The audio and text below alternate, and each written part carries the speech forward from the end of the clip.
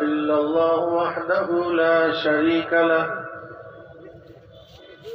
ونشهد أن محمدا عبده ورسوله أما بعد فأعوذ بالله من الشيطان الرجيم بسم الله الرحمن الرحيم يا أيها الذين آمنوا صلوا عليه وسلموا تسليما